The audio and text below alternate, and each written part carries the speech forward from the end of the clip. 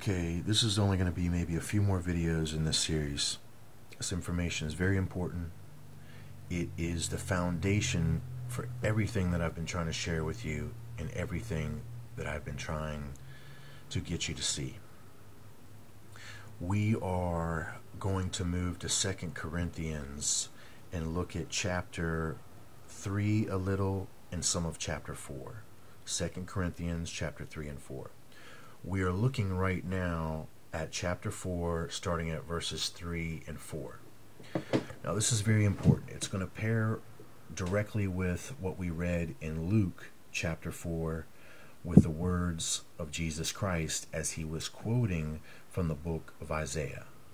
And it's very important to understand that Jesus Christ chose to rearrange the text of Isaiah as he read it. And he even added in his own line.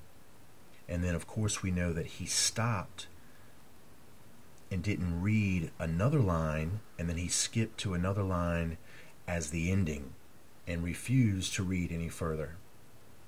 Now, there is big reasons why he did not choose to read any further, and I told you because the rest of this is about the loosing of the locust and what they're about to do to this world, and about the proclamation of God being vengeful. And Jesus Christ knows that the Father is not vengeful. Okay, so he did not read that as such. Now, some of you might just want to just think I'm totally off my rocker. Well, it's you, friend, if you think that. If for what I'm trying to teach you right now, if you think that I'm off my rocker for that, it's you, okay? Let's look here a little bit. This is 2 Corinthians here. It says, "But if our gospel be hid, it is hid to them that are lost, in whom the God of this world hath blinded the minds of them which believe not, lest the light of the glorious gospel of Christ, who is the image of God, should shine unto them." Very, very important. First, we understand that the gospel has been hid. Now, where do we find the gospel? We find it within the Bible. So the Bible is hiding information. "In whom the God of this world hath blinded." Now, I told you that the Bible is representing more than two deities, believe it or not, but it is representing two deities as God. One is the Father of all, represented by Jesus Christ as the image of the unseen Father. The other is the God of this world. And my friends, a lot of this Old Testament scripture is written in context to the God of this world.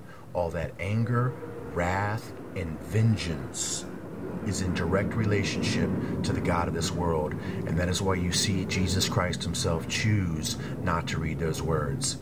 Now, I want you to see here, it says, "In whom the God of this world hath blinded the minds."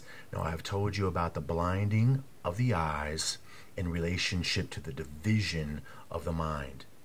Okay? If we're not in control of our full faculties, our full mental faculties, and if they have in some way physiologically altered or manipulated our ability to use our brains correctly, in which they have, then we are only seeing out or using the informational gathering content of one eye.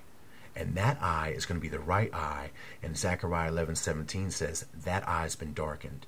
And I tell you, we're not gaining the benefit of the left eye because they have removed our ability to entertain the ideas of the right portion of the brain, which is where all of the spiritual information is discerned.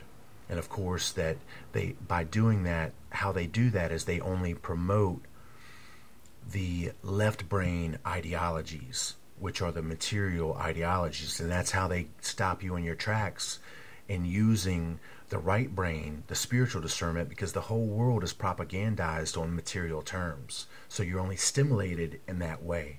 I'll be back.